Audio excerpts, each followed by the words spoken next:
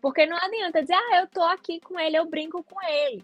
Você brinca, Hum. mas você está lá, né, essa presença, ela é uma presença presença, ela é uma presença ausente, né, vou sentar para brincar com ele, às vezes a gente fica naquela: "Ah, eu não tenho tempo de sentar para brincar com meu filho".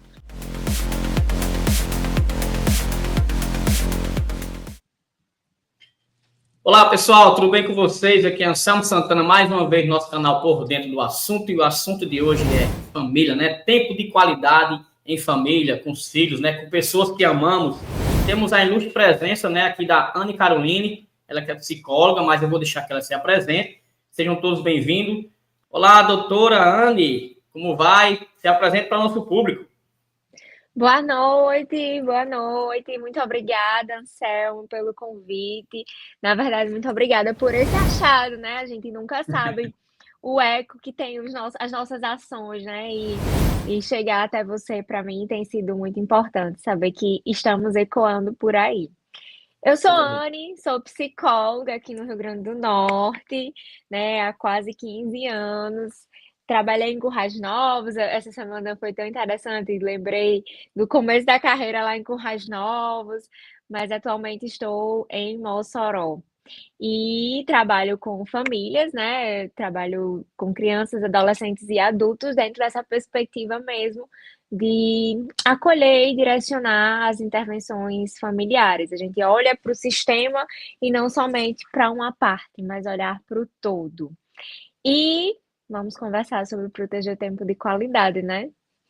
Existe um manual ideal para a criação dos filhos, ou cada família precisa escrever seu próprio caminho? Como é? Vamos lá. A proposta de proteger o tempo de qualidade, Anselmo, ele veio justamente para além, né? Para que a gente pudesse direcionar algo muito maior do que somente entender que temos que ter esse tempo de qualidade. Exatamente porque cada sistema, cada família, como eu falei anteriormente, é singular. Né? E dentro dessa singularidade a gente vai construir aquilo que a receita de bolo para cada uma dessas famílias. Tanto que você tá só com o livro rosa aí, né, que é o que tem protegendo o tempo de Isso. qualidade em família. Aí no azul, que já foi o que a gente lançou o ano passado, eu trago estratégias para pensar essa rotina. Então a gente já poderia trazer depois outras possibilidades para continuar, né, volume 2 do nosso encontro de hoje, porque lá a gente vai trazer possibilidades muito mais, como é que práticas disso. Claro que a gente aborda um pouco nesse capítulo e a gente vai conversar sobre isso, mas entraria dentro dessa singularidade. Qual para onde olhar na família dentro dessa singularidade e como construir essa receita de bolo para cada família, para cada demanda que vai surgindo dentro do núcleo familiar. Porque por mais que não seja a mesma família, também não é a mesma demanda. Então as demandas elas são diversas e as famílias são multidiversas também, e aí cada uma precisa buscar essa singularidade, né, olhar para a rotina de cada família, para os valores de cada família. Acho que mais importante de tudo é, para a construção desse manual, os valores que essa família tem. Porque é tão difícil, né, organizar uma rotina, né, familiar, porque a gente sabe que tem que ter rotina, né? Nos Sim. dias atuais, com o celular, enfim, tudo que a gente vê nesse dia a dia. Existe muito essa perspectiva dessa vida moderna, né. Uhum. Tanto é que o segundo capítulo, né, o segundo livro dentro do que eu escrevi, vai trazer estratégias de proteção para a rotina familiar. Se nesse a gente fala em proteger o tempo de qualidade, o segundo a gente vai trazer estratégias para proteger essa rotina. A rotina ela precisa ser muito bem estabelecida de acordo com esses valores da família.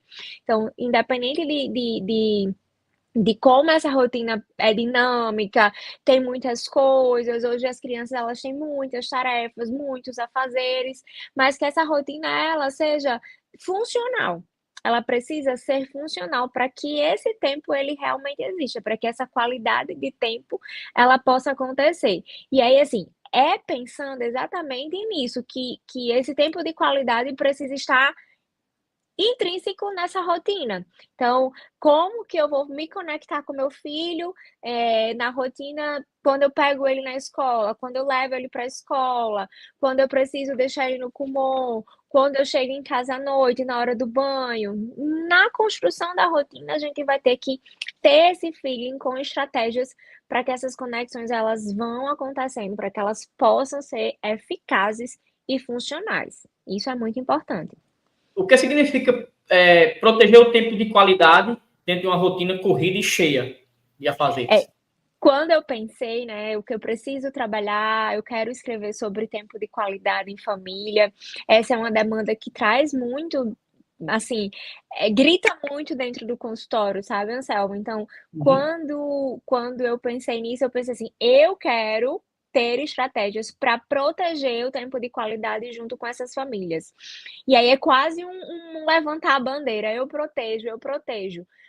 Como a psicologia teria estratégias para ajudar essas famílias a realmente validarem esse tempo? Porque não adianta dizer: "Ah, eu tô aqui com ele, eu brinco com ele". Você brinca, Hum, mas você está lá, né, essa presença, ela é uma presença presença, ela é uma presença ausente. Como você isso. falou, com a rotina cheia de afazeres, com tecnologia o tempo todo nas nossas mãos, por muitas vezes essa presença é uma presença ausente. E aí, proteger esse tempo de qualidade é justamente encontrar esses pequenos momentos que gerariam esses vínculos, essa conexão, essa presença a presença e não essa presença ausente. Então, assim, mesmo que a rotina ela tenha muitos afazeres, é dentro desses afazeres que a gente vai encontrar essa proteção, que a gente vai encontrar estratégias que protejam isso. Como eu trouxe, né? Ah, vou sentar para brincar com ele. Às vezes a gente fica naquela: "Ah, eu não tenho tempo de sentar para brincar com meu filho". Ok, ele precisa disso, mas ele precisa de mais o quê? Ele precisa ser acolhido, ele precisa ser encorajado, ele precisa ser validado. Como muitas vezes você vai proteger inclusive o seu discurso. Uma das estratégias que a gente pensaria, né, que eu poderia abordar aqui é proteger o tempo de qualidade em família, dentro dessa perspectiva de proteger o que eu falo para o meu filho. Primeiro Uhum. ponto, eu não tenho tempo de sentar para brincar com ele, mas você está se observando, papai e mamãe, como você está falando, o que você está dizendo, como você está dizendo, o que e como você fala. Então, mais do que parar para sentar, é como eu falo e o que eu falo. E isso também é proteger o tempo de qualidade, proteger essas Linkando com isso, conexões, né? Linkando com isso que você falou, é possível transformar essas tarefas do dia a dia que a gente tem em momentos de conexão familiar? Como fazer isso na prática? É difícil, porque os pais são muito resistentes. E quando eu digo assim: "Ah, no lugar de você dizer: 'Vá tomar banho agora'", ou as estratégias, né, que seria trazer a Uhum. ludicidade o tempo todo nessa construção, uma das estratégias. E aí a cena é a seguinte: "Vá tomar banho agora". Na rotina dos afazeres, na correria, a gente tem esse hábito: "Vá tomar banho agora". E aí a orientação é: "Vamos fazer um super banho, vamos pensar numa brincadeira de super-herói para a gente usar no banheiro". E aí os pais: "Ah, mas eu não consigo. Ah, eu não tenho tempo. Ah, mas isso para mim é muito difícil. Não, ele tem que me obedecer". Isso é proteger o tempo de qualidade, né, é fazer de um banho um super banho. Eu gosto muito de trazer, sempre que eu tô falando sobre proteger o tempo de qualidade, Mary Poppins. Mary Poppins é da nossa época, não sei se vocês já assistiram, quem não assistiu, assista. Ela é uma babá que entra nesse fluxo que tudo ela transforma numa brincadeira. E isso é gerar conexão, isso é uma presença presente. Então, como eu vou transformar aquela situação em macro. Eu estava vendo agora um meme agora já antes de entrar na live, já para preparar um post sobre isso. E aí o meme dizia bem assim: "Quer ver seu filho fazer uma coisa, no lugar de você dizer: 'Por favor, diga que você tem uma missão para ele'". Então assim, você percebe que Uhum. são pequenos links? "Fulano, eu tenho uma missão para você". Ele vai todo empolgado. "Fulano, por favor, faça isso". Ele vai tipo: "Ah, minha mãe já tá pedindo outro favor". Aí ela vai: vou já mãe". Tipo, quando a missão vem, quando gera essa conexão, é como se você tivesse realmente conectado, não é automático. "Faça isso, vá tomar banho".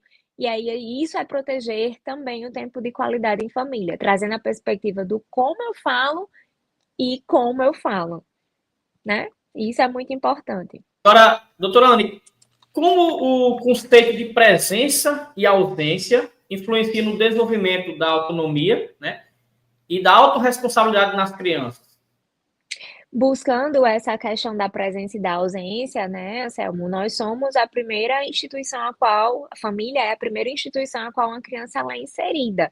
Então lá ela vai aprender todas essas possibilidades, buscando exatamente autonomia, independência, a responsabilidade, todos esses pontos determinantes para o desenvolvimento de uma criança. Quem vai construir isso é a família, né? Então, primeira instituição de inserção do desenvolvimento de uma criança, família. Lá eu vou aprender sobre valores, moral, ética, todos esses contextos vão ser aprendidos nesse cenário.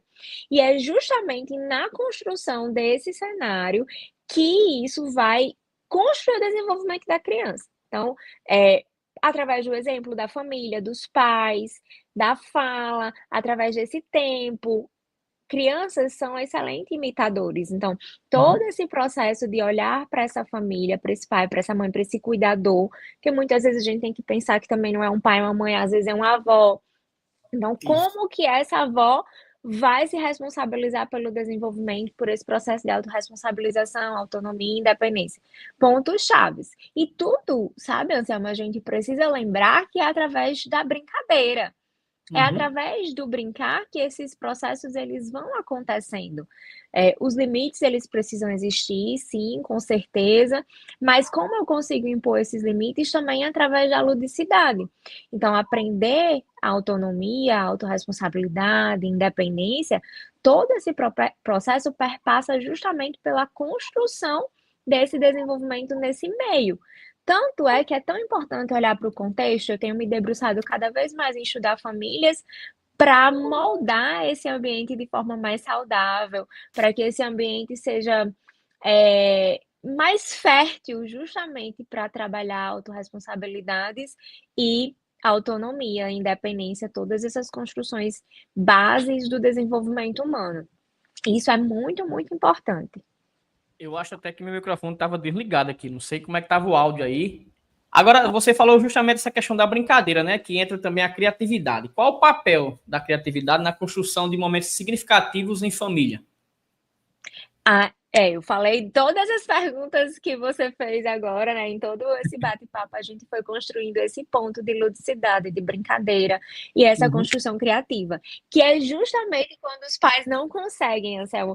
Eu não sou criativa assim.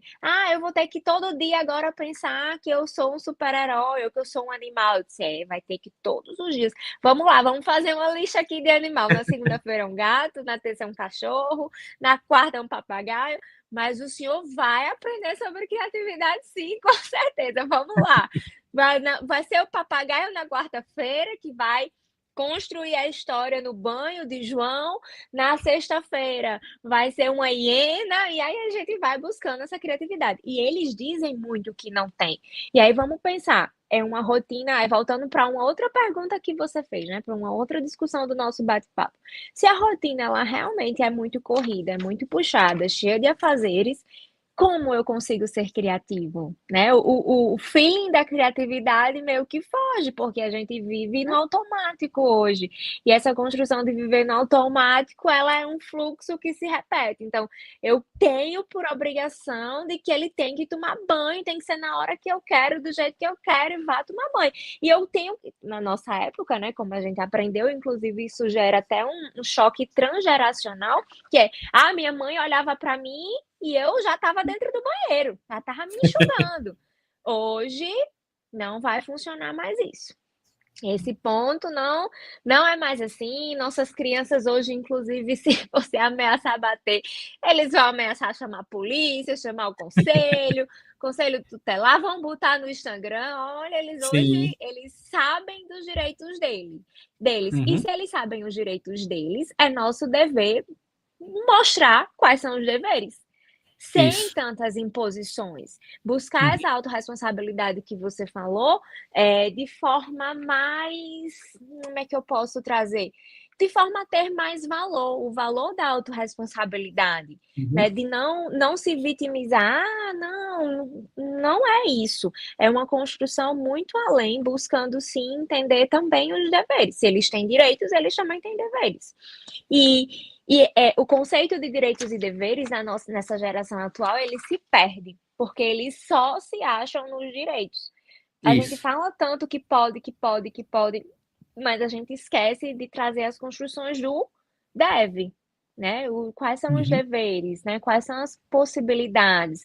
Hoje a gente tem a geração cheia de direitos porque aprender a lavar a louça, aprender a cuidar do cachorrinho, aprender a separar o material escolar, como todas essas coisas já são feitas, seja por uma babá, seja por uma mãe que tem uma rotina cheia de afazeres e que não quer perder tempo treinando seu filho para fazer aquilo, que aí é um outro ponto muito determinante da proteção, né, de proteger o tempo de qualidade.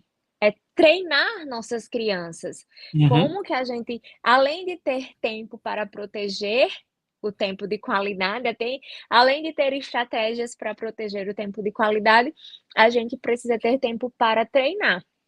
E aí, na rotina, como a rotina como ela vai acontecendo, muitas vezes eu me pego, eu mãe, eu cuidadora, me pego fazendo pelo meu filho para ser mais rápido. Ah, a gente tem 30 minutos para ir em casa tomar banho, almoçar, e aí a criança chega com 7 anos e a mãe coloca a comida na boca da criança e a criança não sabe comer sozinha. Então, essa rotina, ela também é muito prejudicial, porque eu preciso de rapidez. E essa Uhum. rapidez faz com que a gente não treine nossas crianças. E aí, direitos, deveres, autorresponsabilidade, todos esses processos, eles vão precisando de estar no pé, de construir, tem que deixar fulano fazer as coisas. Ah, mas não dá tempo, ele é muito devagar. Hum. Ah, tem que deixar fulano aprender. Fulano precisa aprender. Agora, como lidar com a culpa dos pais que trabalham, né, fora e sentem que não passam tempo suficiente com os filhos?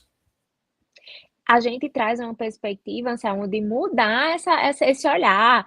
Eu não tenho tempo, porque assim, é muito delicado na rotina que a gente tem hoje, dizer assim, você tem que trabalhar menos, você tem que ficar mais com seu filho, ei, vá para casa. É quase impossível trazer essa perspectiva dentro do consultório. O que a gente faz dentro do consultório é dar novo olhar para esse tempo, para essas situações do banheiro, para essas situações dos almoços, né? Como transformar esses pequenos momentos em momentos de qualidade, no lugar de se culpabilizar, né? Buscando sempre uma autocompaixão. Eu tenho feito isso corretamente e isso tem sido suficiente? Se a gente for parar para pensar, talvez nunca seja suficiente, né? Tem crianças que entram nesse fluxo de quanto mais tempo com os pais têm, mais querem os pais. E aí entra dentro de outros processos de adoecimento. Mas, Isso. buscando essa perspectiva de culpabilização e de suficiência, é mudar mesmo esse olhar. Às vezes a gente até busca na distorção cognitiva. Ah, até que ponto eu sou um péssimo pai porque eu não levo fulano para a escola. Tá, eu não levo fulano para a escola, mas à noite eu consigo estar com fulano na cama para ler uma história com ele, para fazer essa construção com ele. Então, assim, buscar essas alternativas de momentos e de comportamentos que possam gerar essa conexão da presença presente. Aí vamos pensar, é um pai que não leva fulano na escola, mas também na hora que precisa colocar fulano para dormir, tá no telefone. Uhum. Aí a gente vai buscar uma reflexão, não culpa, porque a gente não trabalha dentro de uma perspectiva de culpa, a gente trabalha dentro de uma perspectiva de responsabilização. A culpa ela é muito pesada e muitas vezes a gente não consegue resolver. Então a gente dá outro nome a esse sentimento, a essa emoção, visando uma estratégia de melhoria, de busca de solução. E aí assim, ok, então vamos lá, o senhor não consegue soltar esse telefone à noite? Vamos pensar então em outro momento que seja possível encontrar essa conexão. Ou como vamos compensar essas ausências? Encontrar estratégias, porque senão a rotina hoje, a rotina cheia de afazeres, pais que trabalham muito, né, vão sempre trazer essa culpabilização mesmo. E a gente tem que minimizar esses sofrimentos, porque essa culpabilização gera muitos sofrimentos. E o nosso olhar, Anselmo, ele tem que ser cada vez mais para esses pais. Então, por exemplo, é um pai que é muito apaixonado pelo trabalho. E aí, Uhum. se eu tiro ele desse trabalho, ele vai ficar em sofrimento também. Ele vai ficar em sofrimento porque não está com o filho, ele vai ficar em sofrimento porque está sem o trabalho.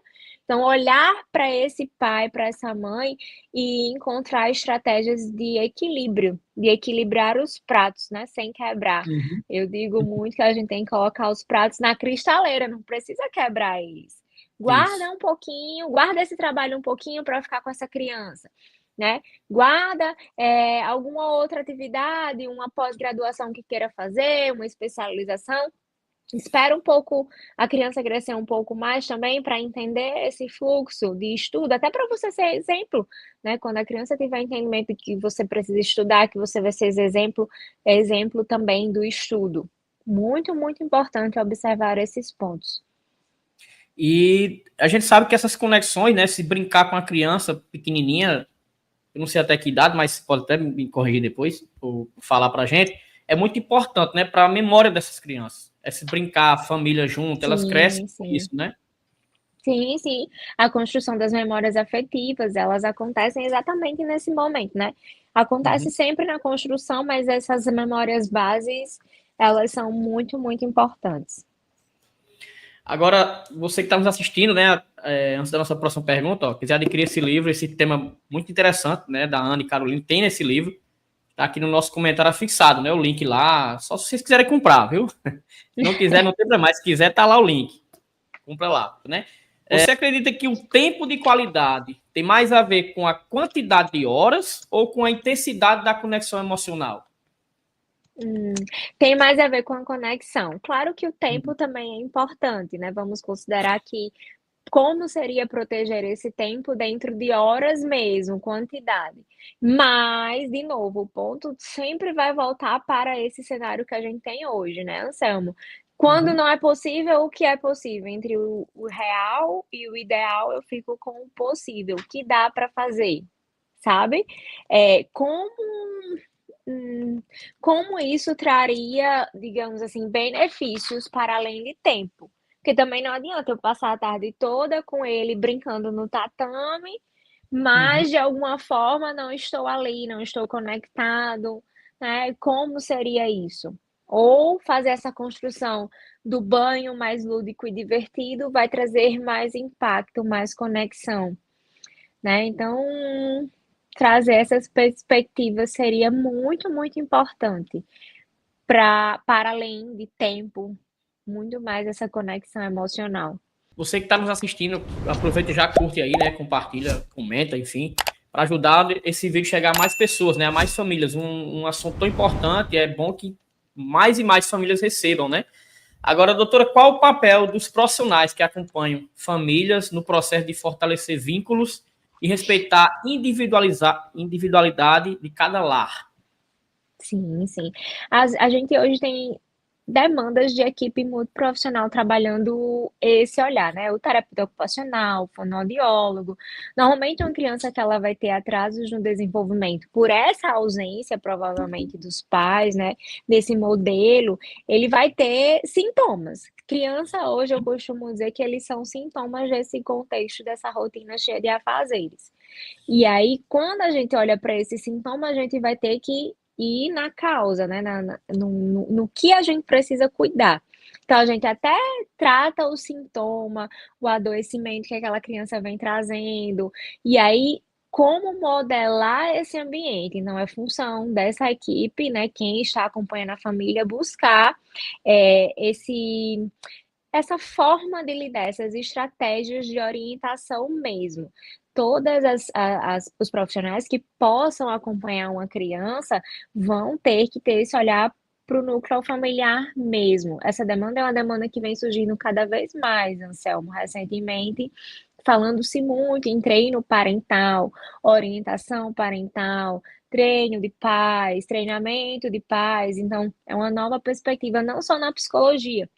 Esses dias eu até vi uma nutricionista trazendo essa perspectiva tão essa abordagem tão enfática, sabe, para se Uhum. pensar como a nutrição, né, dentro de uma perspectiva, uma criança que tenha demandas de seletividade alimentar, de transtorno alimentar, precisaria de orientação parental para modular esse ambiente. Achei fantástico. E acredito que essa demanda é uma demanda que vai chegar na fono, na terapia ocupacional. Eu já vejo na terapia ocupacional, ainda não vi na fono. Se vocês souberem, me manda que eu quero ver, quero conhecer. Acho que é uma perspectiva muito funcional. Mas eu vejo, por exemplo, eu trabalho com fonos e elas trazem essa perspectiva, Anne, você tem acompanhado a família, pensa junto sobre isso. Então, por mais que às vezes algum profissional não tenha esse olhar ou essa demanda, ele direciona mesmo pro psicólogo, né? Para quem está acompanhando mais, digamos assim, diariamente aquela família, dependendo da demanda da criança, né? Se for uma criança com autismo, que tenha demandas diárias de terapias intensas, se for uma criança que tem uma desregulação emocional, que tem menos terapias, se for somente isso, né? Essa demanda específica, e aí como isso vai sendo olhado, como eu falei, sempre dentro da singularidade de cada família e da demanda que a criança apresenta. A partir da demanda que a criança vai apresentando, quais são os profissionais que estão acompanhando. Um ponto muito importante também é buscar a escola, né? Ver o que está Uhum. acontecendo. Então, trazer essa escola para perto também para orientar, para que a escola saiba o que está sendo feito, em como a escola também tem papel importante, né, nessa proteção, né, nessa proteção de tempo de qualidade, na condução dessas famílias também. Então, todo mundo tem que ter um olharzinho para esses pais, para como validar, encorajar, né, e trazer estratégias criativas, lúdicas para essa família, para que eles possam cada vez mais se permitirem, né, buscarem realmente aprender. A gente traz uma perspectiva hoje de aprender a ser pai e mãe, que isso meio que a gente perdeu, porque a gente aprendeu a ser pai e mãe de um jeito, e hoje em dia Isso. ser pai e mãe do jeito que nós aprendemos não está mais tão funcional. A gente precisa olhar para além, para as novas possibilidades do maternar e do paternar. E o nosso maior desafio é ter tempo. Eu gostaria que você deixasse suas redes sociais, dizer o que eu não te perguntei, posso ficar à vontade, suas considerações finais, projetos futuros, enfim. Muito obrigada, Céu, mais uma vez, muito importante, né? Como eu falei, que eco, né? A gente pensa um projeto e o projeto ele vai crescendo. Como você falou, na verdade são 3 livros, né? Orientação Eita, familiar. Depois vou trazer, eu vou para São Paulo no próximo mês lançar outro, que o outro é nas situações desafiadoras. E aí eu vou lembrar de trazer e mandar para você. Você só tem o rosa, né? ó, eu já ia pedir, que eu sou pidão, que quando a gente vai ver os escritores aqui, autores, eu sempre peço um livro. Eu vou lembrar de trazer para você. E aí a gente Coisa boa. combina quando eu voltar de São Paulo. Tem mais 2. A gente vai lançar o treinamento, ansiedade Uhum. infanto-juvenil, que o nosso tema é treinamento de paz para famílias ansiosas, que a gente Show. vai lançar. Olha, tem muita coisa muito legal que vai acontecer sobre Já isso. sinta-se convidada para vir novamente aqui para apresentar. E tem o outro, que é de orientação, que é a continuação desse, que é o 4, que a gente Uhum. vai falar sobre negligência parental. Então, na verdade, eles são meio que, né, uma sequência, proteger Isso. tempo de qualidade de família, perspectivas para uma rotina familiar, negligência parental, treinamento de paz para famílias ansiosas. Então, é um tema que eu gosto muito, na verdade, toma meus dias, meus estudos, porque Entendi. eu vejo como sendo, vamos dizer assim, o sofrimento ou adoecimento da geração moderna, né, dentro da Uhum. parentalidade. Então, a gente tem buscado cada vez mais uma vida agitada, conturbada, uma vida que às vezes a gente perde até o sentido. A gente vive tão no automático Uhum. que Isso. perde o sentido. Então, buscar esses valores, essa essência, esse sentido para esse paternar e esse maternar é o meu desafio, é o meu propósito. Então, escrever sobre isso tem sido algo nos últimos 5 anos que tem tomado o meu tempo. Então, a gente tem mais 2 agora em maio para lançar, os projetos estão aí, né? Sigam o treinamento de paz para famílias ansiosas. Vai ter, inclusive, um recurso, a gente está lançando também, um livro caixinha com estratégias e soluções, Maravilha. justamente de forma bem prática, sabe? Eu tá até aqui, imprimi hoje bem cedo, tá até Uhum. aqui o piloto, o projeto piloto dele para a gente Olha ver se aí. estava dando certo. E Uhum. aí a gente precisa dessa praticidade para que a gente possa acessar com a linguagem bem disponível e lúdica mesmo para esses pais, para que essas famílias elas cada vez mais busquem valores e a essência dentro do que realmente importa, né? Buscar o que tem sentido. Sim. Como chegar até a Anne, né? A Anne Caroline, inclusive já deixei seu Instagram aqui, tá passando aqui. Mas se tiver um outro Sim. canal, você pode ficar à vontade. Sim, sim. Ó, vocês vão encontrar muitas coisas lá, viu? Não é só psicologia, não. A gente fala lá sobre a vida, né? E aqui no Ressignificar, em Mossoró, no West Clinical, né? Estamos aqui todos os dias. E aí, qualquer coisa, estamos à disposição no Instagram ou aqui no consultório, né? Se você é da região. É tão interessante porque quando eu comecei a minha carreira, eu comecei atendendo Natal, em Currais Novos, Mossoró, mas eu tenho pacientes de todos os municípios. Hoje eu passei o dia atendendo online, e a gente tem o hábito de, tô atendendo online, aí de Mossoró Uhum. para tal lugar. Eu tô lá em Apodi, em Açu, em Tenente Ananias, em Rodolfo Fernandes.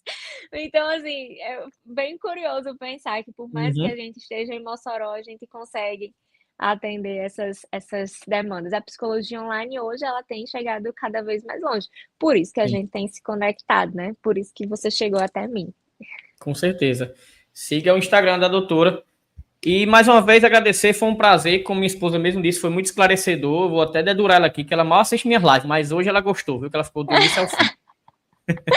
Obrigada, Fabiana. Obrigada, Selma, mais uma vez por esse espaço, né? É muito importante que a gente consiga falar sobre psicologia sempre.